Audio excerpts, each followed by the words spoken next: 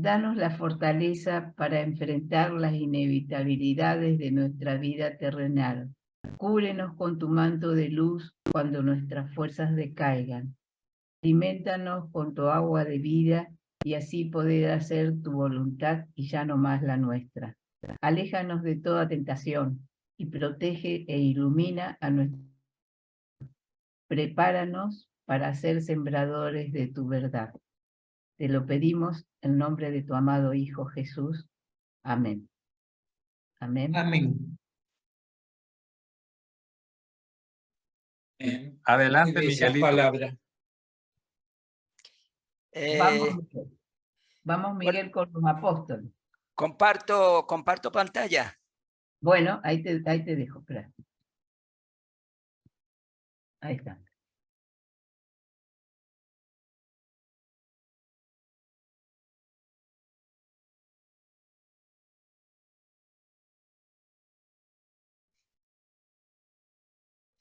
Si la letra es pequeña, me lo decís y lo puedo aumentar bastante, ¿eh?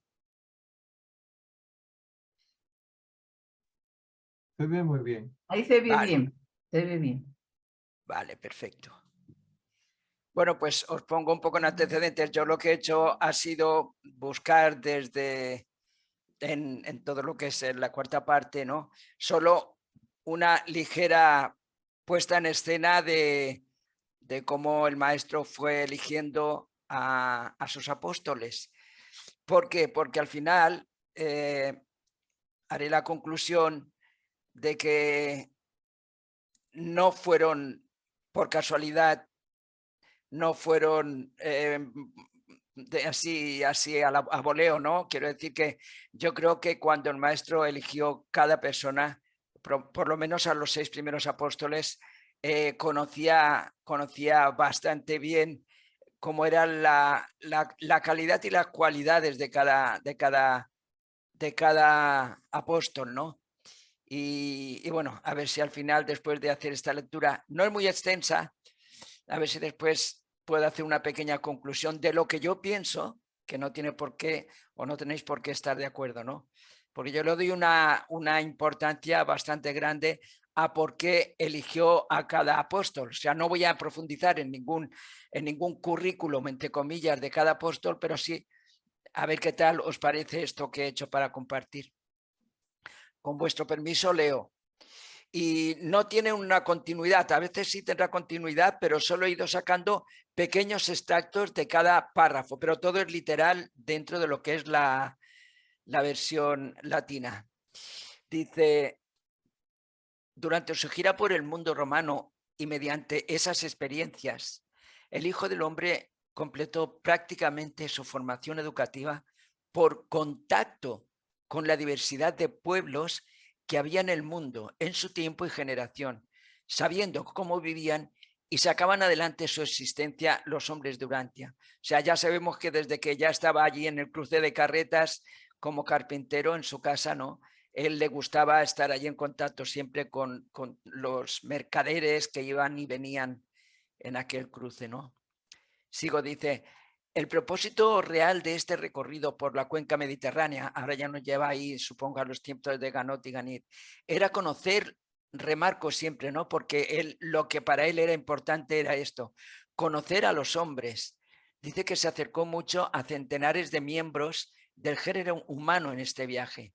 Conoció y amó a toda clase de hombres, ricos, pobres, altos y bajos, negros y blancos, con educación, sin ella, cultos e incultos, animales y espirituales. Animales me imagino que se refiere a lo más básico del hombre, ¿no?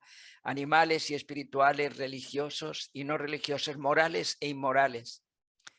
Y sigue diciendo, dice, en este viaje por el Mediterráneo, Jesús progresó mucho en su tarea humana de dominar la mente mortal y material. Aquí ya tenía un buen conocimiento de su condición.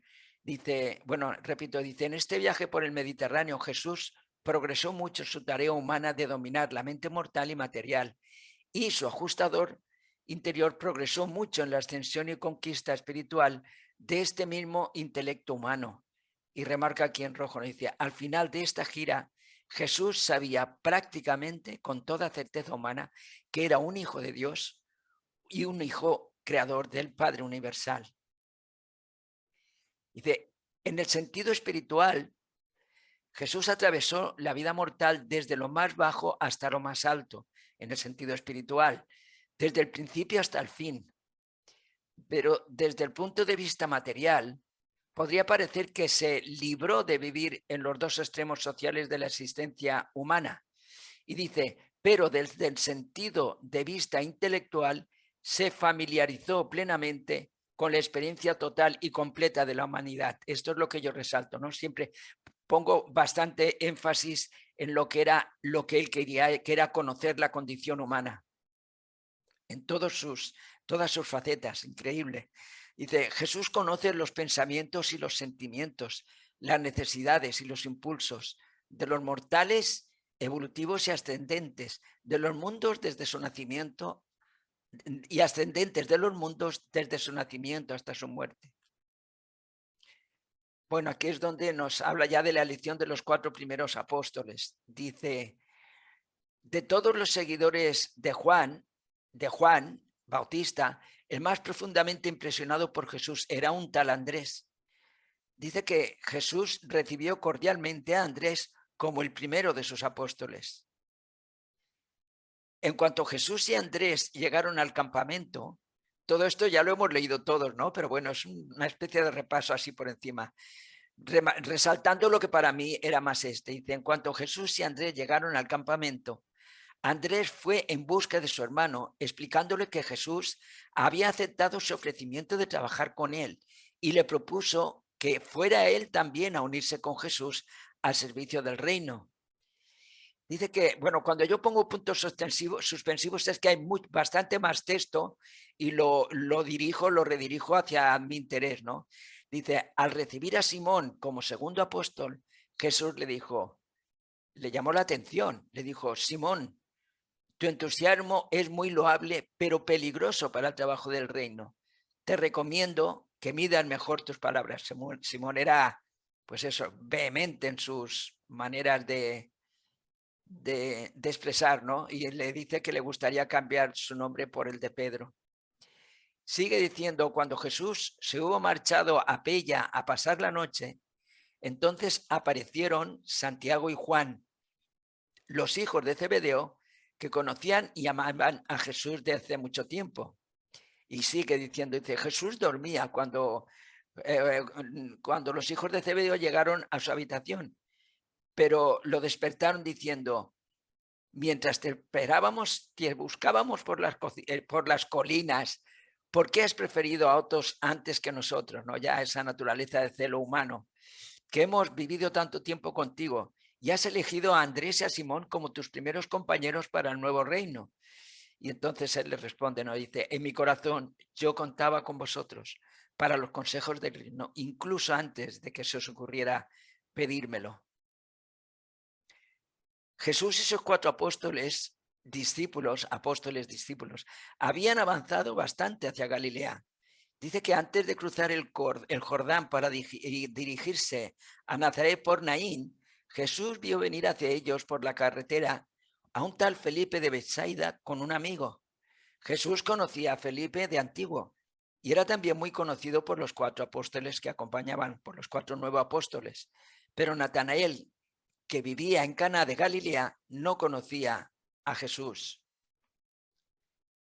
Pedro llevó a Felipe a un lado y le explicó cómo él mismo, Andrés, Santiago y Juan se habían asociado a Jesús en el nuevo reino y apremió a Felipe para que se ofreciera al servicio de la causa. Felipe en aquel momento no sabía qué hacer. De pronto, y sin previo aviso, tenía que tomar rápidamente la decisión más importante de su vida. Finalmente, Andrés propuso a Felipe, ¿por qué no le preguntes al maestro? Así que fue directamente hacia él y le preguntó, Maestro, ¿debo ir a Juan o debo unirme con mis amigos que te siguen? Y Jesús le dijo, sígueme. Ahí ya Jesús ya tenía esa autoridad para decir, sígueme. Ya supo valorar la calidad humana como buen apóstol suyo, ¿no?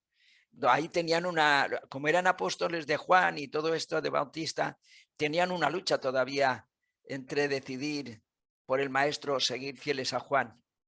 Sigo, dice, entonces Felipe hizo señas al grupo para que se quedaran donde estaban. O sea, Felipe dijo, esperad un momento, mientras iba corriendo a contarle su decisión a su amigo Natanael. Y le dice, he encontrado al libertador, aquel de quien es Moisés y los profetas, de quien Moisés y los profetas escribieron y a quien Juan ha proclamado. Natanael levantó la vista y preguntó, ¿de dónde viene ese maestro? Felipe contestó, es Jesús de Nazaret, el hijo de José el carpintero. Claro, estas conversaciones son más largas, ¿no? Pero es para enfatizar cómo va conociendo a sus apóstoles. Dice que cuando Felipe le presentó a Natanael, Jesús miró de frente a este escéptico sincero con benevolencia, con benevolencia, y dijo, he aquí un auténtico israelita en quien no hay engaño. Y también le dijo, sígueme. Bueno, pues Jesús ya era plenamente consciente en aquellos momentos de su existencia humana y de su preexistencia divina y del estatus de sus naturalezas humana y divina combinadas o fusionadas. ¿Por qué hago esta mención aquí?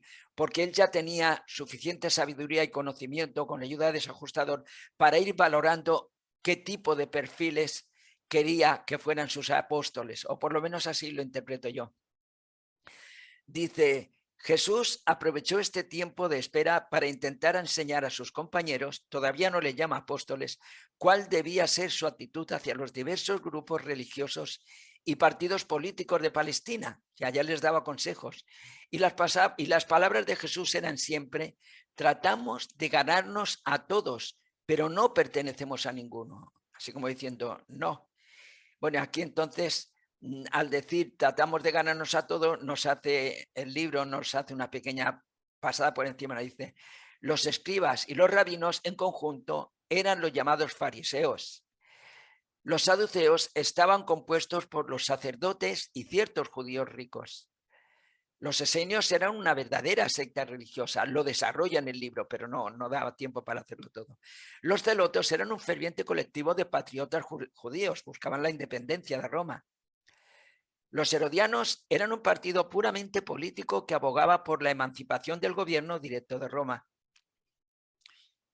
Dice, y sigue diciendo, en el centro mismo de Palestina vivían los samaritanos, con quienes los judíos no se trataban. Y en el libro también nos habla de los samaritanos, ¿no? Sigue diciendo Jesús, he venido a proclamar el establecimiento del reino del Padre.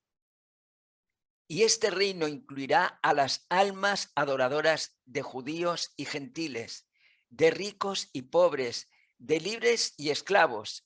Esto continúa, pongo puntos suspensivos porque continúa. Bueno, ahora pasamos a la formación de los mensajeros del reino. Y dice, antes de que empezaran sus 2 primeras semanas de servicio, Jesús les anunció que deseaba ordenar a 12 apóstoles para continuar el trabajo del reino después de que él se marchara, y autorizó a cada uno de ellos a elegir entre sus primeros conversos a un hombre para formar parte del proyectado cuerpo de apóstoles. Bueno, estamos en la elección de los 6. Dice que Andrés asumió el mando y fue dándoles la palabra uno a uno, una vez que cada uno ya habían elegido a su correspondiente pareja, Andrés asumió el mando y fue dándoles la palabra uno a uno para que presentaran formalmente sus informes al maestro y sus candidaturas para los 6 nuevos apóstoles.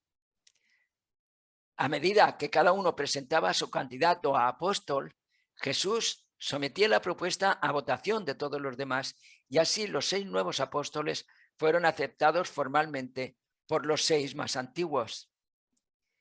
Dice aquí el libro, dice que la revelación dice que los 6 nuevos apóstoles fueron Mateo Leví, el recaudador de aduanas de Cafarnaún, que tenía su oficina justo al este de la ciudad, cerca de la frontera de Betanía, y fue elegido por Andrés. Tomás Dídimo, pescador de Tariquea y anteriormente carpintero y albañil de Gadara, fue elegido por Felipe. 3 dice, Santiago Alfeo, pescador y agricultor de Queresa, fue elegido por Santiago Zebedeo. Judas Alfeo, hermano gemelo de Santiago Alfeo y también pescador, fue elegido por Juan Zebedeo. Simón Zelotes era un alto cargo de la organización patriótica de los zelotes y renunció a ese puesto para unirse a los apóstoles de Jesús. Fue elegido por Pedro. Y el 6, Judas Iscariote, era el hijo único de unos ricos judíos que vivían en Jericó. Sus padres saduceos lo habían repudiado porque se había unido a Juan el Bautista. Y fue Natanael que lo invitó a unirse a ellos, principalmente por su experiencia financiera. Bueno, pues estamos ya en el punto del llamamiento de Mateo y Simón. Dice, cuando estuvieron cerca de la oficina del peaje, Andrés se adelantó con Jesús, que miró de frente a Mateo y le dijo, sígueme. O sea, a mí me llama mucho la atención cómo él sabía con qué seguridad. No decía, me gusta, no había alabanza, no había nada, había autoridad. Decía, sígueme. Dice, Mateo se levantó y llevó a Jesús a los apóstoles y los apóstoles a su casa. Pedro le explicó que había invitado a un tal Simón a unirse a los apóstoles para asegurarse de que Simón fuera también convidado a la fiesta. Y después de almorzar a mediodía en casa de Mateo, se fueron todos con Pedro a ver a Simón Zelote. Cuando Pedro condujo a Jesús hasta Simón, el maestro saludó al ardiente patriota y solo le dijo, sígueme. Bueno, aquí vamos con los gemelos. Dice, a la mañana siguiente, los 9 fueron en barca a Queresa para hacer el llamamiento formal a los 2 apóstoles siguientes, Santiago y Judas, los hijos gemelos de Alfeo, propuestos por Santiago y Juan Zebedeo. Santiago Zebedeo presentó al maestro a los pescadores de Queresa. Jesús fijó en ellos su mirada, asintió con la cabeza y dijo, con su autoridad característica, seguidme. Bueno, aquí estamos ya en el punto del llamamiento de Tomás y Judas. Dice que Tomás el pescador y Judas el errante se encontraron con Jesús y los apóstoles en el atracadero de pesca de Tariquea. Tomás vivía muy cerca y llevó al grupo a su casa. Una vez allí, Felipe presentó a Tomás como candidato para el apostolado y Natanael presentó al suyo. El judeo Judas Iscariote presentó al suyo el judeo Judas Iscariote. Esto no lo había leído previamente, de ahí que a veces me atoro un poquito, porque es tal cual. Lo he cogido y cogía los textitos y los pegaba en el documento Word y ya está. Y ahora lo estoy leyendo prácticamente por primera vez. Dice, Jesús miró a Tomás y le dijo, Tomás, te falta fe y sin embargo te recibo. Sígueme. Y este no lo he puesto en rojo, lo buscaba y no lo encontraba. Perdón. Y después a Judas Iscariote, el maestro le dijo, Judas, todos somos de la misma carne y al recibirte entre nosotros, rezo para que seas siempre leal a tus hermanos galileos. Fijaos aquí, o por lo menos a mí me llama la atención de qué manera ya le hace un pequeño psicoanálisis y le hace una pequeña advertencia, ¿no? Todos somos de la misma carne, no hay nadie que sea más alto, ni más bajo, ni mejor, ni peor. Bueno, sigo, dice, después de reponer fuerzas, Jesús se llevó aparte a los 12 para rezar, pero una vez más no lograron comprender casi nada de las maravillosas verdades que se esforzaba por enseñarles. Nos dice que en la revelación que uno captaba un punto y el otro entendía otro, pero ninguno de ellos conseguía abarcar el conjunto de su enseñanza. De ahí porque yo pienso que eligió perfiles muy distintos para que, bueno, eso os lo diré al final, ya me estoy anticipando. Ninguno de ellos conseguía abarcar el conjunto de su enseñanza. Cometían siempre el error de intentar encajar el nuevo evangelio de Jesús en sus antiguas formas de creencia religiosa. Bueno, aquí estamos ya en la semana de formación intensiva Dice, Jesús se esforzó en hacer entender a sus apóstoles la diferencia entre sus enseñanzas y su vida entre ellos. Entre sus enseñanzas y su vida entre ellos y las enseñanzas que podrían surgir de él. Hay un contraste, ¿no? Dijo Jesús, mi reino y el evangelio asociado con este, mi reino y el evangelio asociado con este, deben constituir el tema de vuestro mensaje. No os desviéis predicando sobre mí y sobre mis enseñanzas. Lo remarco, ¿no? No os desviéis predicando sobre mí y sobre mis enseñanzas. No os extravéis por los senderos de crear leyendas y construir un culto sobre mis creencias y enseñanzas. Pero dice, nuevamente no comprendieron. Simón Pedro, Santiago Zebedeo y Judas Iscariote vinieron a verlo para hablar en privado. Esto fue en un momento que fueron a hablar, ¿no? Y he abreviado aquí un poco y dice, ¿cuándo sabremos, y yo añado maestro, ¿no? ¿Cuándo sabremos cada uno de nosotros el puesto que hemos de ocupar contigo en el establecimiento del reino? Esto lo sabemos todos, ¿no? Y lo dice en la Biblia también. Y Jesús dijo, hijitos míos, ¿hasta cuándo tendré que ser indulgente? ¿No os he aclarado que mi reino no es de este mundo? Os he dicho muchas veces que no he venido para sentarme en el trono de David. ¿Acaso no percibís que os he llamado como embajadores de un reino espiritual? Y les dice, quitaos de la mente la idea de que mi reino es un gobierno de poder o un reinado de gloria. Dice, la gente común se admiraba de las enseñanzas y el ministerio de Jesús y sus apóstoles. Durante mucho tiempo, y sus apóstoles, durante mucho tiempo, pero los apóstoles de Jesús eran así piadosos y justos. No le veo el sentido a este párrafo. Supongo que lo he pillado así, pero vale, es textual del libro, perdón. Dice, Jesús enseñó a sus apóstoles que la fe era el único requisito para entrar en el reino del Padre. La fe, ni más ni menos.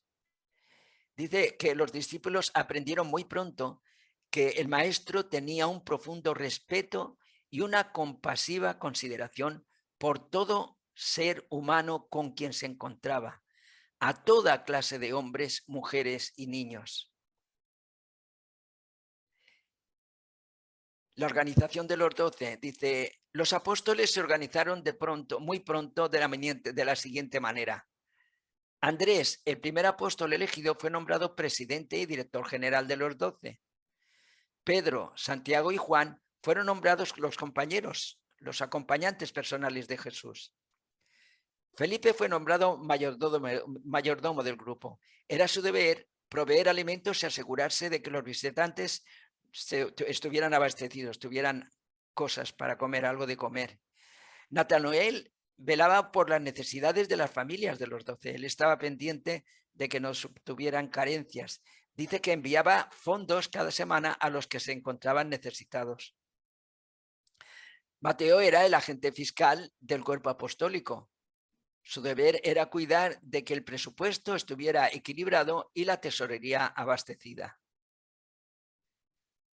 Tomás era el que administraba el itinerario, o sea, el que hacía un poco de Cicerone, ¿no? Era de su incumbencia planear el alojamiento y en general seleccionar los lugares para la enseñanza y la predicación. Jacobo y Judas, los hijos gemelos de Alfeo, fueron asignados a la dirección para controlar las multitudes y organizarlas y tal, ¿no?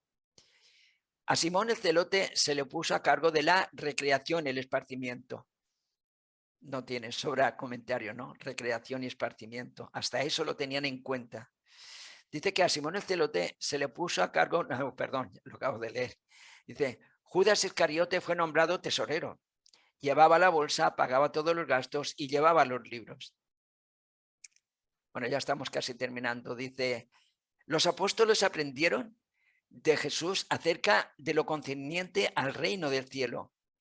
Y dice que Jesús aprendió también mucho de ellos acerca del reino de los hombres, de la naturaleza humana tal como se vive en Urantia y en otros mundos evolucionarios del tiempo y del espacio. Y dice que estos 12 hombres, lo he remarcado en negrita, bueno, en rojo, estos 12 hombres representan, que aquí es donde viene mi énfasis, estos 12 hombres representan diversos tipos de temperamento humano y no se habían vuelto parecidos por el aprendizaje. ¿Qué quiere decir para mí esto? Que el hecho de tener al maestro y seguir sus enseñanzas y seguirle a él, no se habían vuelto clones del maestro. Para mí, este es el principal mensaje. Estos 12 apóstoles, estos 12 hombres, representan diversos tipos de temperamento humano y no se habían vuelto como el maestro, no se habían vuelto aparecidos por el aprendizaje, o así lo interpreto yo. Y entonces sigue diciendo, no cometáis el error de pensar, esto nos lo dicen los reveladores, ¿no? No cometáis el error de pensar que los apóstoles eran totalmente ignorantes e incultos. Dice que todos ellos, excepto los Alfeo, eran graduados en las escuelas de la sinagoga, habían estudiado profundamente las escrituras hebreas y habían aprendido gran parte de los conocimientos en su día o de su día. Dice que 7 de ellos eran graduados de las escuelas de la sinagoga de Capernaum, y no había mejores escuelas judías en toda Galilea. Carecían así de la así llamada educación superior. Dice que ahora en nuestros tiempos, en tiempos modernos, ciertamente serían considerados gente poco instruida y en algunos círculos sociales incluso incultos. Y vuelvo a remarcar aquí, dice, desde su adolescencia en adelante habían tenido experiencias diferentes en el aprendizaje de la vida. ¿Por qué he remarcado esto más? También porque de alguna manera eran hombres con una vivencia y unas experiencias psicológicas de trato con diferentes perfiles de seres humanos, que era donde ellos tenían que hacer su evangelización, ¿no? Bueno, aquí ya dice que les dice Jesús, os declaro que mi Padre no es el Dios de los judíos ni de los gentiles. Muchos vendrán del este y del oeste para sentarse con nosotros en el reino del Padre, mientras que muchos de los hijos de Abraham se negarán a entrar en esta nueva hermandad de dominio del Espíritu del Padre, en el corazón de los hijos de los hombres. Lo que vuestros ojos contemplan, este pequeño núcleo inicial de 12 hombres comunes, se multiplicará y crecerá hasta que finalmente toda la tierra se colme con las alabanzas de mi Padre. Esto eran palabras de Jesús también. Y no será tanto por las palabras que vosotros habléis, enfatizo, y no será tanto por las palabras que vosotros habléis, sino por la vida que vosotros viváis, que los hombres conocerán que habéis estado conmigo y que habéis aprendido sobre las realidades del reino. Aquí es donde el Padre ya le pide, el maestro le pide al Padre, dice, Padre mío, he aquí que te traigo a estos 12 hombres, 1000 mensajeros. Entre nuestros hijos en la tierra he elegido a estos 12 para que salgan y me representen, así como yo vine a representarte. Otorga sabiduría a estos hombres mientras yo deposito todos los asuntos del reino venidero en las manos de ellos. Y aquí en el sermón de la ordenación dice, entonces habló Jesús diciendo, ahora que ya sois embajadores del reino de mi Padre, ya eran apóstoles, ingresáis en una clase separada y distinta de todos los hombres de la tierra. Ya no sois hombres entre los hombres, sino que seréis ciudadanos esclarecidos de otro país, un país celestial entre criaturas ignorantes de este mundo en tinieblas. Tenéis la responsabilidad de llevar estas enseñanzas y prácticas que reflejan mi ideal de vida mortal en los mundos del espacio y en mi vida terrestre de revelación del Padre que está en los cielos. Os envío al mundo para que me representéis y actuéis como embajadores del reino de mi Padre. Os pongo en guardia contra los falsos profetas que vendrán a vosotros vestidos de oveja, mientras que por dentro serán lobos rapaces. Por sus frutos los conoceréis. Y después ya finalizó, dice, cuando entró en el jardín, reunió a los apóstoles a su alrededor y siguió enseñándoles con estas palabras. Encontraréis difícil recibir mi mensaje, porque queréis construir las nuevas enseñanzas directamente sobre las viejas. Pero yo os declaro que vosotros deberéis renacer, que es lo que pasó, entiendo, cuando él se marchó y recibieron el Espíritu de la verdad. Dice, el nuevo evangelio del reino no puede ser amoldado a lo que ya es y existe. Es las nuevas vestiduras, ¿no? Bueno, yo ahora como conclusión os quiero decir que ha sido lo que más he ido enfatizando, que el maestro tuvo esa sabiduría y ese conocimiento de la clase humana para elegir a 12 personas que tenían que ser no solo representantes de la verdad del maestro, esto es mi conclusión, sino además saber empatizar y saber conectar y saber tener esa química y esa conexión con la gente a las que hablaban. O sea, lo dice arriba, o sea, no eran todos clones del maestro, no, habían recibido las mismas enseñanzas, pero como eran personas diferentes, con personalidades diferentes, cada uno supo llevar su mensaje según su propia personalidad, y por eso creo yo que tuvo tanto éxito, porque en aquellos tiempos los gentiles no se les hacían caso, bueno, sabemos las discriminaciones, las clases sociales y todo aquello, ¿no? Y de pronto un mensaje nuevo como el de Jesús, no solo en boca de Jesús, porque cuando él se marchó quedó en boca de sus apóstoles, aunque no supieron interpretarla bien, pero para mí esa fue la gran obra del maestro, saber elegir psicológicamente, esto lo digo ahora toro pasado porque claro, tenemos el libro, saber elegir psicológicamente los perfiles adecuados para que el mensaje del maestro calara mejor en toda la gente que les escuchara. Ya está, eso es lo que quería compartir con vosotros. Muchas gracias.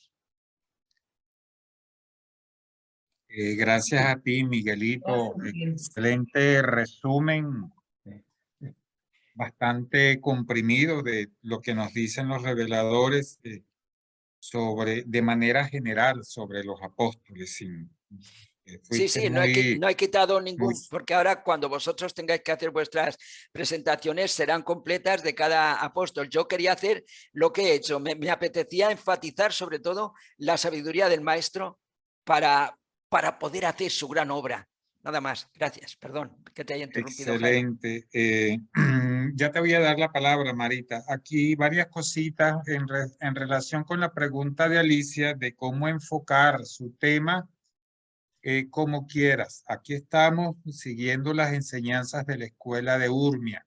Podemos pensar diferente. Tenemos un aspecto común a todos nosotros que es el estudio de la quinta revelación, pero podemos dar nuestro punto de vista o el punto de vista de la filosofía que profesemos. Es interesante saber qué dicen otras escuelas y líneas de pensamiento filosóficos sobre este tema. Por ejemplo, Lobsang Rampa, que fue un escritor que abrió el campo del boom espiritualista por allá por los años 60 y 70, hablaba de que en el Tíbet estaban en una placa de oro impresas las huellas de nuestro Creador encarnado en Jesús de Nazaret. Bueno, eso es lo que él dice de acuerdo a su formación, pero a mí me parece importante conocer esos datos biográficos, datos que de pronto no contiene el libro de Urantia y no está de saberlo. Entonces, el enfoque es personal, como cada uno lo elija hacer. Y el otro punto importante es que a Pedro, los reveladores hablan por allí cuando mencionan los 12 apóstoles de el impetuoso apóstol. En algún lado del libro lo mencionan. Yo pienso que el impetuoso apóstol se refiere a Pedro. Es así. No lo mencionan directamente, sino que hablan del impetuoso apóstol. Era lo que quería agregar. Adelante, Marita. Gracias y gracias, Miguelito, por ese resumen bastante general, bastante esquemático y muy nutritivo. Gracias. Adelante, Marita. Gracias, Jairo. Pues, Miguelito, gracias por lo que has compartido. Juan Diana es tan bello, te quiero mucho. Escuchando la exposición de Miguel, me pone a mí en reflexión. Ya para ese momento, cuando Jesús escoge sus apóstoles, ¿verdad? Él ya estaba en pleno conocimiento de su doble personalidad, de su doble naturaleza humana y divina, ¿verdad? Y con esa naturaleza divina que estaba en él escoge personas con distintos caracteres, con distintas formas de pensar, con distintas actividades, ¿verdad? Y eso yo lo traigo a nuestra época, ¿sí? ¿Quiénes somos nosotros? ¿Cuál es nuestra visión? ¿Todos tenemos que pensar igual? ¿Todos tenemos que tener un patrón de pensamiento para poder llevar la enseñanza? Pues no, nos lo está diciendo Miguelito en la exposición que termina de compartir con nosotros, cuando él nos hace hincapié en cómo Jesús escoge personas con diferentes formas de pensar, con diferentes orígenes, de diferentes familias. Entonces, eso tiene que llevarnos a nosotros a la conclusión de que todos nosotros estamos en condiciones de trabajar y servir para llevar el mensaje del Padre a toda la humanidad. No importa que no pensemos igual, como termina de decir Jairo, tenemos nuestro propio enfoque, tenemos nuestro propio estilo de compartir la enseñanza. Y eso a mí me da tranquilidad porque muchas veces uno escucha unos ponentes con unos trabajos tan hermosos y uno dice, ay, yo quisiera hacerlo así, pero es que no te toca así, no te toca así, a ti te toca como tú eres, con tu personalidad, con tu manera de pensar, con tu sentimiento. Y eso fue lo que nos quiso enseñar el Maestro Jesús. En todas sus actuaciones, Él da un mensaje para aquel momento y para este momento tan importante para nosotros de llevar el mensaje a la humanidad. Así que gracias, Miguelito, me pusiste en reflexión. Gracias. Gracias a ti, Marita. Le damos la bienvenida a Octavio y a Consuelito. Buenas noches. Me disculpan que no los mencioné hace rato cuando intervine.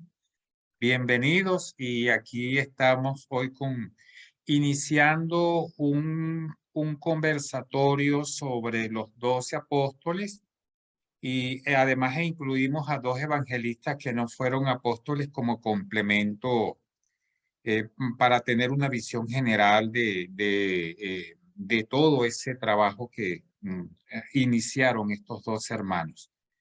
Gracias, hermanito. Gusto en Amén. verlos. Buenas tardes. Buenas tardes. No sé si hay algo que complementar.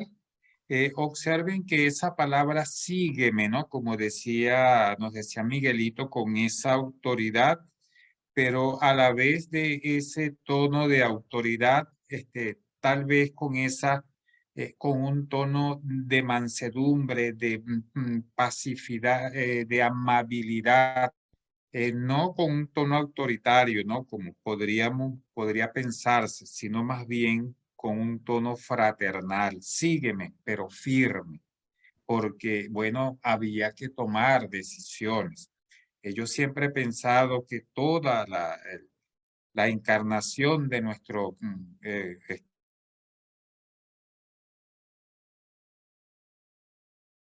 Ay.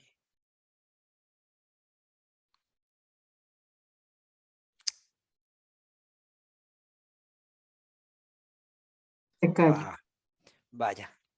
Bueno, he levantado la mano solo. ¿Se me oye? Sí. Sí. ¿Hola? Sí. Sí, No. sí.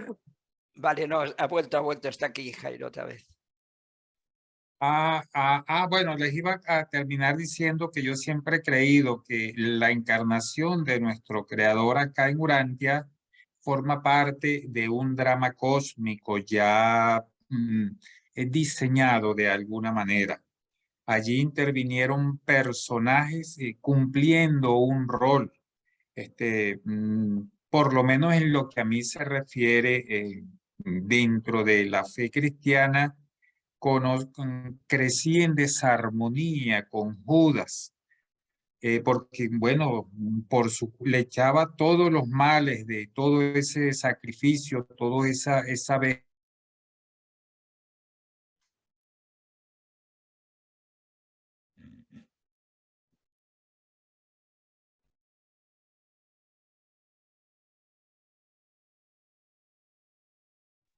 Esto está terrible. Les decía que culpaba a Judas de toda esa vejación que sufrió nuestro Creador encarnado, pero bueno, pues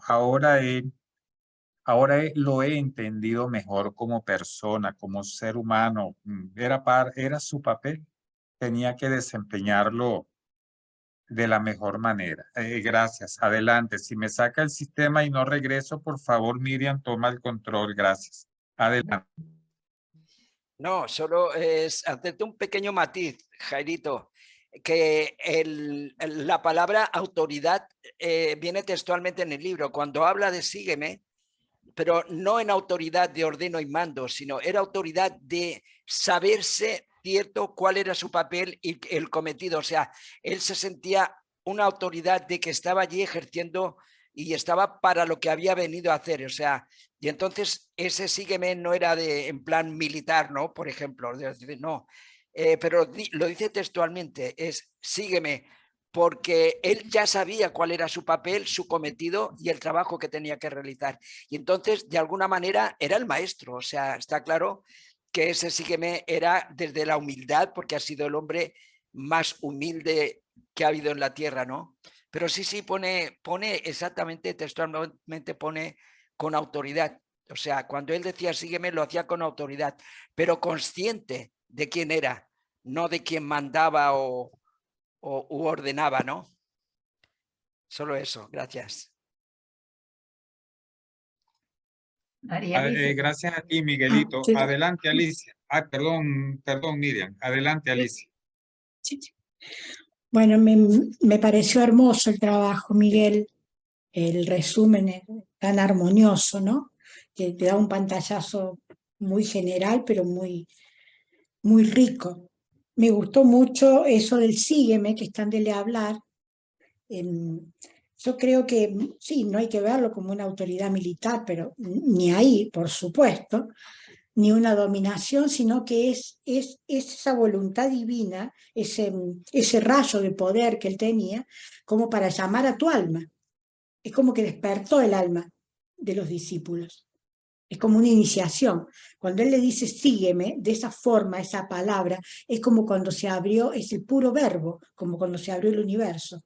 Entonces él, de alguna forma, esa almita se rompió la cáscara y los apóstoles empezaron a surgir. Porque lógicamente eran hombres comunes, no tan comunes, porque habían sido muy evolucionados, y de alguna manera pudieron expresarse por la tarea que tuvieron que hacer. Y me encantó también eso de que eran todos diferentes, la teosofía explica que eran todos diferentes, que cada uno pertenecía a un signo zodiacal diferente, para que justamente al hablar al mundo se iban a encontrar con toda clase de personas, con todas clases sociales, con todas formas de ver las cosas, para que pudieran comunicarse. Como somos nosotros, ¿viste cómo está organizado este mundo? Todos somos diferentes, todos pertenecemos a todos nacimos distintos meses, todos distintos signos zodiacales, distintas personalidades. Justamente para eso, para que sea ecuménico, para todo el mundo. Y bueno, y nada más, porque lo más importante que era solamente por la fe, pero no es decir yo creo, sino que es vivir en ese sentido, vivir la enseñanza, porque si no, no podían enseñar nada, porque si no sos un loro parlachín, ¿viste?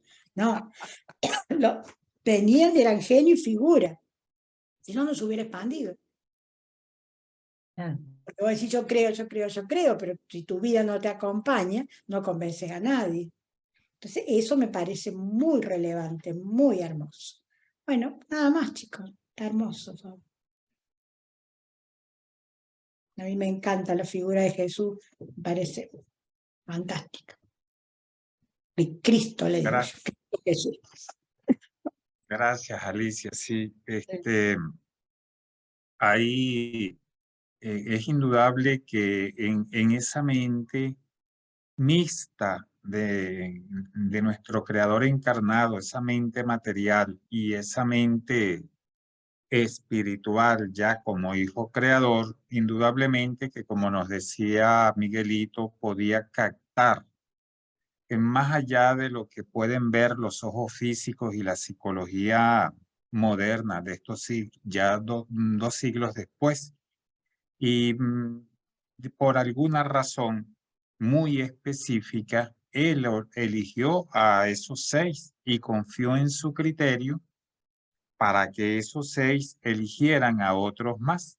Pero como nos dice allí, tal vez de una manera muy desapercibida, esos segundos 6 tenían que ser aceptados, no solamente por los 6 primarios, sino también por nuestro Creador encarnado. Y no nos dicen los reveladores que alguno haya sido rechazado. Ninguno fue rechazado. La elección fue sabia. Posiblemente obedeció algún plan espiritual ya preestablecido. Como nos decía Miguel, el único, si ustedes se ponen a leer lo que nos presentó Miguel, el único a quien solamente a Dios, a 2 les dieron un pequeño sermón, que fue a Tomás, el incrédulo, porque bueno, por esa mente científica que él tenía, que de todo lo tenía que someter a comprobación, y a Judas, porque ya nuestro Creador encarnado, si no lo sabía, por lo menos intuía cuál iba a ser su papel allí. Adelante, Marita, gracias. Ya sabía todo, Mm. todo. Adelante, María. Mari, estás muteada.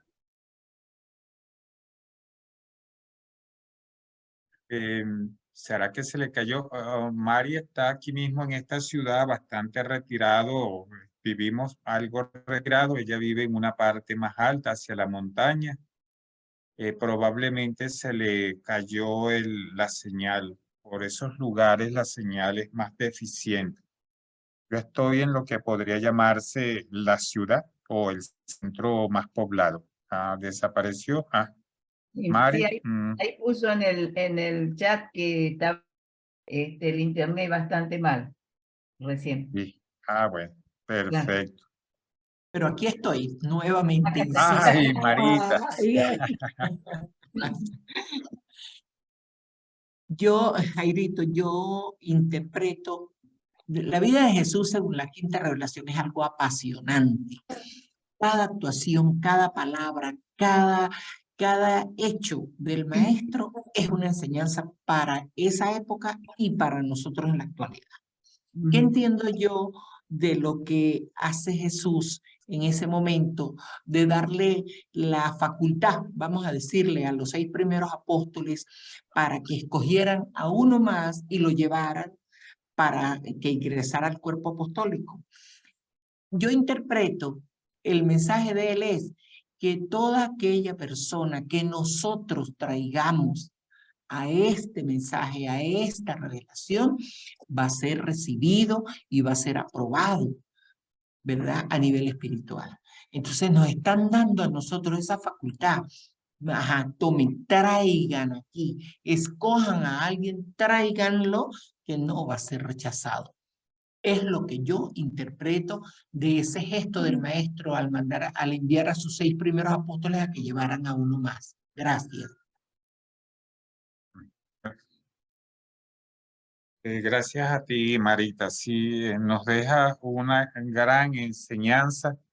Les quería comentar lo siguiente, ¿no? Esto con un ánimo motivador. Estoy colaborando con Urantiapedia. Estoy leyendo, mi función es leer artículos escritos en inglés y traducido al castellano y encontrar algunas fallas que dan esos sistemas mecánicos de traducir. Y en estos días estaba leyendo un artículo sobre las fuentes del libro de Urantia. Los reveladores dicen que tomaron pensamientos e ideas de diferentes fuentes humanas. Y eso a mí, yo lo leía y pensaba y no le prestaba atención.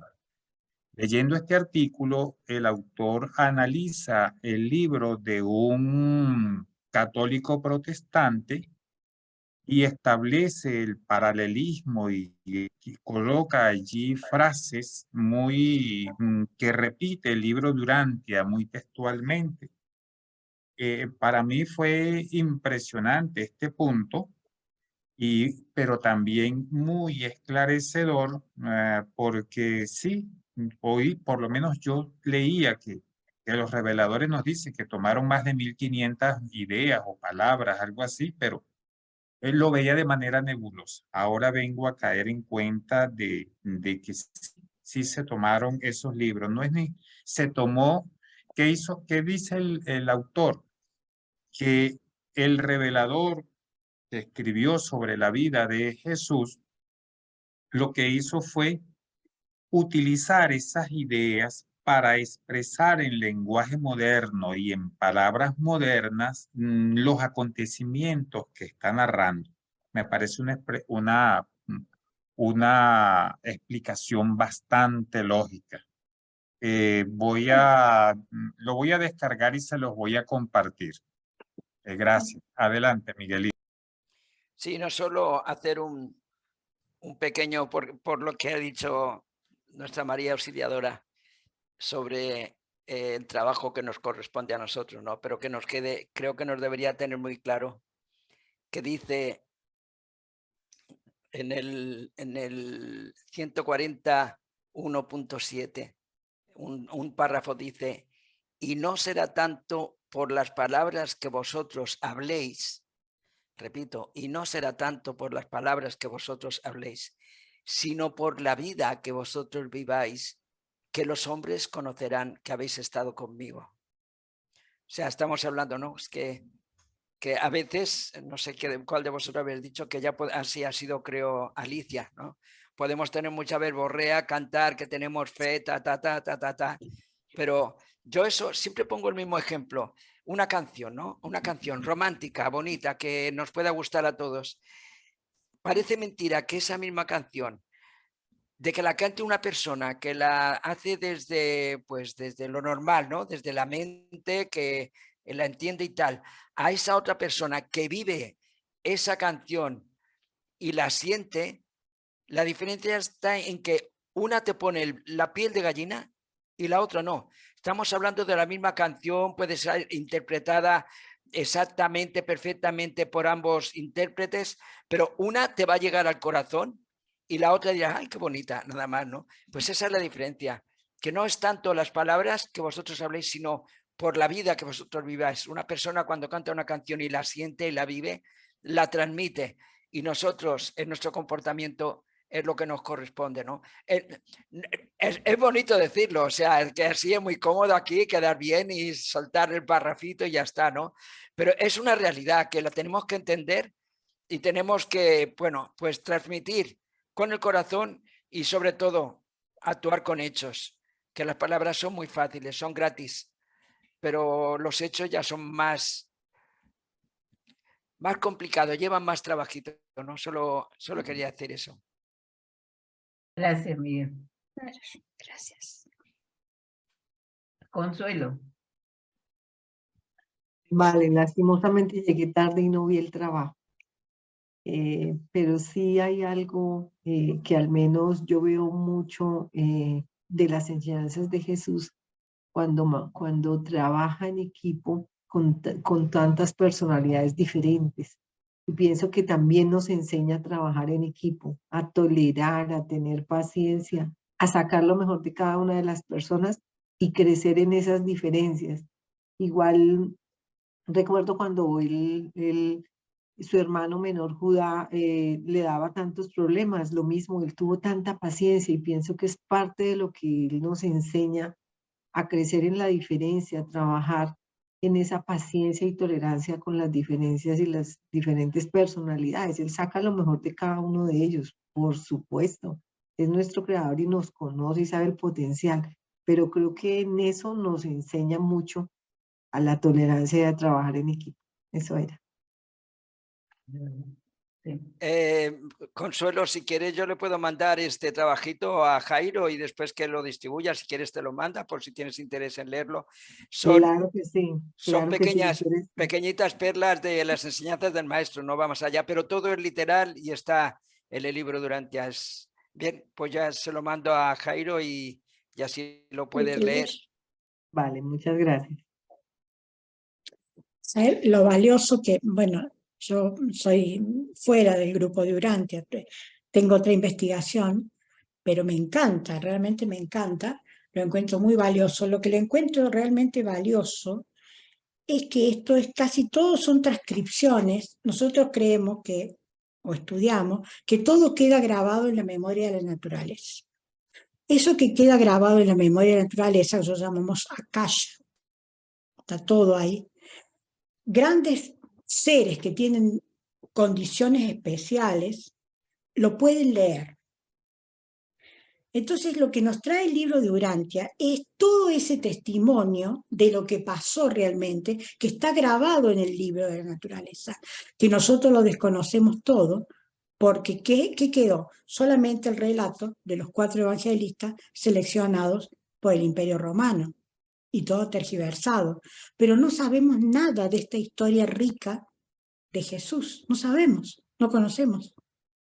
Por eso era necesario este advenimiento de esta revelación, porque había que conocer lo que realmente hizo Él. No conocer lo que hicieron los 4 evangelistas, que es lo que sabemos. Fíjate que hay tanta pelea que hay 27 religiones sobre la interpretación de esos 4 evangelios. Pero no sabemos esto que es la vida de Jesús, no la sabemos. Porque está toda tergiversada, mochada, está todo mal. Entonces se necesitaba eso. Y para que fuera perfecto, en la memoria de la naturaleza está grabado absolutamente todo. Por eso dice que toman cita. Yo no creo que tomen cita, lo que pasa es que está todo grabado.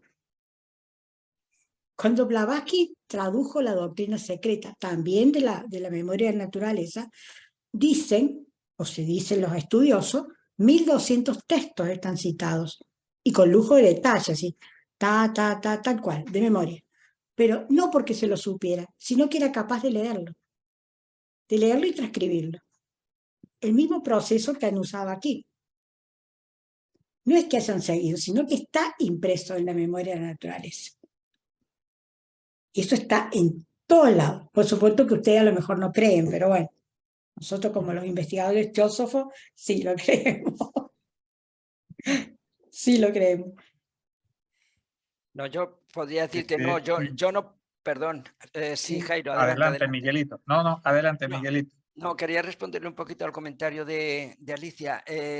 Vamos a ver, yo desde mi más absoluto respeto, o sea, estoy seguro que lo que tú nos compartes, estás bien convencida, son fruto de tus estudios, de tus investigaciones, y no lo pongo en duda. O sea, está clarísimo que ni siquiera lo pongo en duda.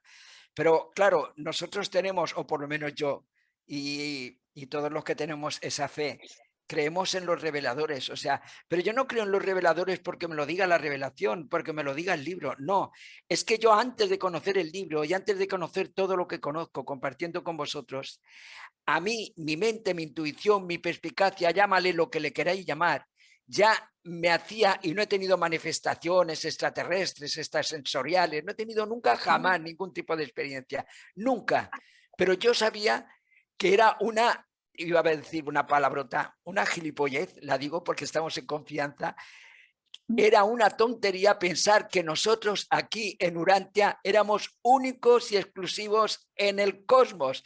A ver, ¿en qué cabeza cabe, señores míos, que solo conociendo el cosmos, la inmensidad del universo, que vamos a ser nosotros los únicos, los guapos, los elegidos de estar aquí solos? Todo un cosmos exclusivo para nosotros. ¡Qué tontería! Bueno, pues yo todo esto yo ya lo tenía en mi cabeza.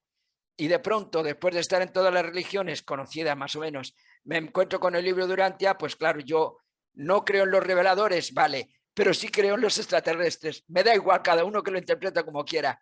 O sea, ahí había unos señores que han vivido la vida de nuestro maestro, testigos presenciales. Se lo crea quien no se lo crea.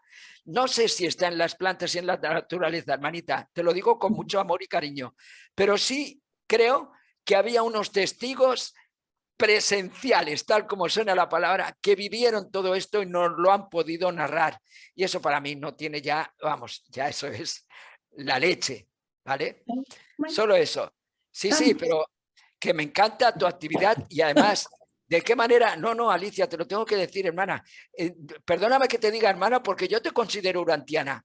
por supuesto, somos hermanos. Así sea teósofa, no importa, somos hermanos. Déjame, que me gusta de la manera que tú enlazas y coses y relacionas tu saber, tu investigación, con lo que nosotros compartimos del libro de Urantia. Eso es una bendición también. O sea, es que no se me ocurría nunca hacerte la contra. Si yo te hiciera la contra a ti, estaría convirtiendo Urantia en una religión normal y corriente, porque estaría dogmatizando. No, no, tú te equivocas, lo mío es lo mejor, lo tuyo es lo peor. No, para nada, jamás. Ya está, me enrollo mucho, lo siento. No, no, está bien, yo te acepto totalmente. ¿Sabes? Yo sé que siempre estamos en contra, lo discutí un poco, No, no pero estamos. siempre desde el amor. No, es pero que no hay estamos que en contra. divergir, es que hay que divergir, así nos complementamos. Que sí, que Hay sí. seres que son antenas, mentes que son antenas y pueden recibir eso, como fue el sujeto durmiente. Por ejemplo, sí, sí. Claro, en una antena. Y a través de él se expresaron los reveladores. No a través de cualquier mente. No, no, no. No, por supuesto que no. Y por eso tienen esos No estoy conocimientos. en contra tuyo, hermanita Alicia, no estoy en contra tuyo y respeto mucho tu trabajo, porque eres una buscadora, una inquieta investigadora y mientras estés ahí, estás en el sitio correcto. No tienes por qué ser... Bueno, Por de hecho... supuesto, yo cotejo todo. Yo cotejo todo. Y a mí me encanta ver que hay cosas que no están, por ejemplo, en doctrina secreta, que en este momento se estudia en todas las universidades. ¿Por qué? ¿Por qué se estudia? Porque la teoría de la relatividad, la fórmula de la teoría de la relatividad aparece en el tomo 2 de la doctrina secreta en el año 1888, la toma Einstein, la desarrolla en el año 1910, cuando llega a sus manos un ejemplar de la doctrina y logra la teoría de la relatividad. Y así como tal, montones de cosas están dichas antes y se están comprobando. Entonces tiene una base científica, es filosófica y es científica. Y el libro de Urantia va a ser lo mismo. Pero el valor que tiene tan grande es mostrar todo lo que hizo Cristo, que nosotros no lo conocemos, las religiones no lo conocen. Yo he criada toda la vida en la religión católica, lo que conocí con Urantia no lo conocí nunca. Fui a escuela de monjas inclusive, pero no conocí nunca. Lo del Evangelio, claro, está todo mochado, todo mochado. Es impresionante lo que le han sacado. Después he ido buscando, viste, los apócrifos te complementan, después Rudolf Steiner tiene un libro por cada evangelio, discerniéndolo, la teosofía también tiene. Bueno, yo siempre busco porque a mí es algo que me interesa. A mí me interesa Cristo Jesús, por eso estoy con ustedes. No sé, yo siento ese llamado. Para mí es lo máximo. Yo respeto Buda, Zoroastro, todo. A todo le encuentro punto de verdad. Pero nadie es como él. Yo reconozco su estatura espiritual. Así que por eso somos hermanos. Sí, sí, Me parece gracias, maravilloso Alicia. lo que hacen y es lo que tienen que difundir. Me parece maravilloso. Sí, a mí me gusta hacer paralelos. Me gusta descubrir la verdad en las diferentes escuelas filosóficas y religiosas y líneas de pensamiento. Bueno, soy Son todas así. verdades Por ejemplo, relativas, ¿viste? sí, por ejemplo, muchas filosofías hablan de los registros akáshicos.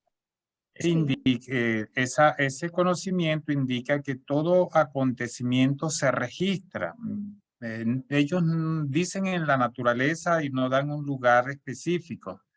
Y yo lo veo de la siguiente manera. Esos registros acásicos dentro del lenguaje y la filosofía urantiana son equivalentes a la mente cósmica, son equivalentes a la mente de la Madre Divina, son equivalentes a los 7 espíritus ayudantes de la mente y a los seres intermedios, que son los seres que registran la historia de cada planeta. Y yo le veo esa comparación, los veo así, para mí son, existe ese paralelismo, no serán idénticos en un 100%, pero encuentro en ese concepto ciertas similitudes.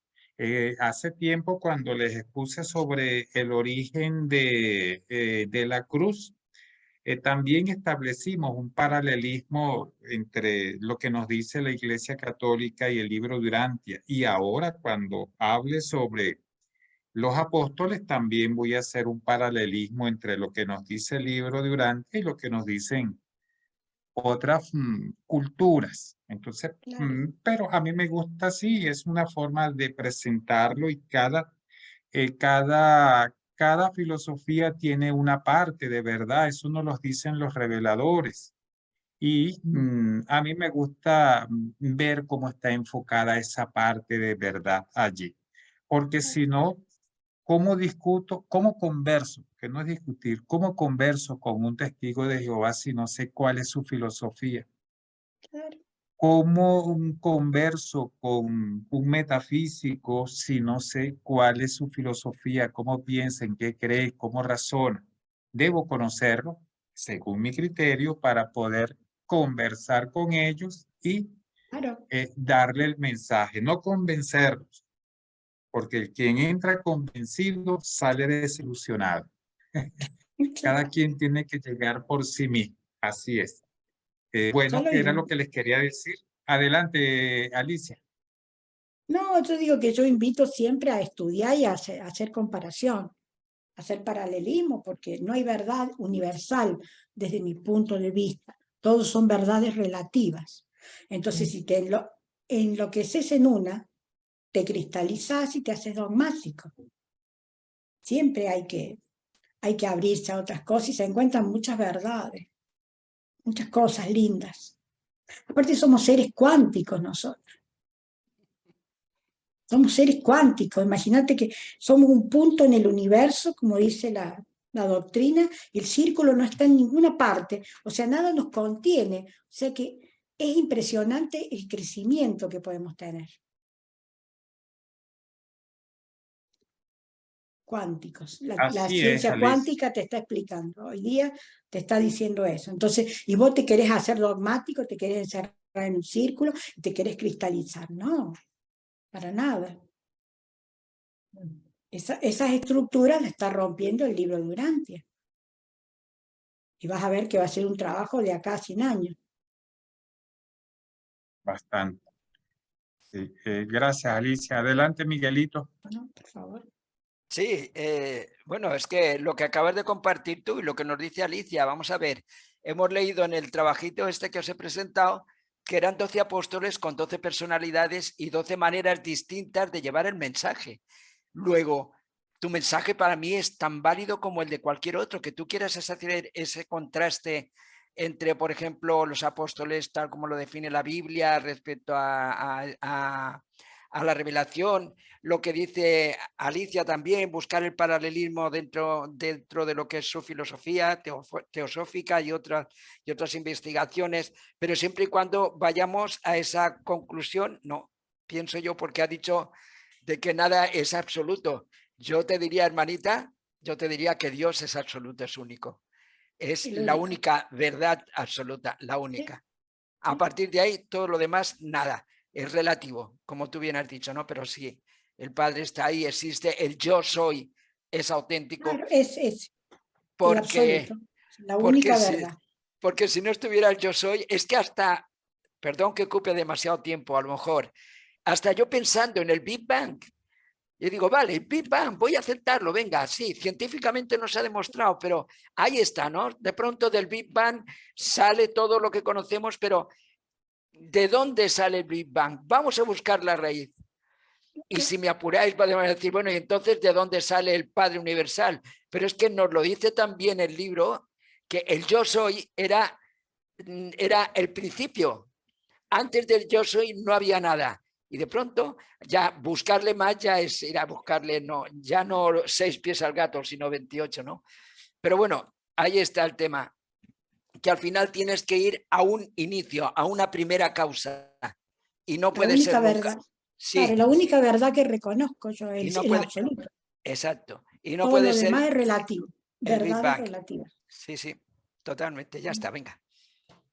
Así es. Bueno, les damos las gracias a ustedes por la presentación de hoy. La semana que viene le tocaba a Oli, pero Oli no podrá cumplir con su compromiso. Lo intercambió conmigo. La semana que viene les voy a relacionar al apóstol Santiago con el Camino de Santiago de Compostela. Wow. Una actividad una actividad que se realiza en España a nivel internacional. Cuando antes de llegar a los 68 pensaba hacer ese recorrido, pero bueno, cambiaron las cosas aquí en Latinoamérica y no pude hacerlo. Sí conozco personas que hicieron ese recorrido y en varias ocasiones. Vamos a relacionar entonces al apóstol Santiago con ese camino.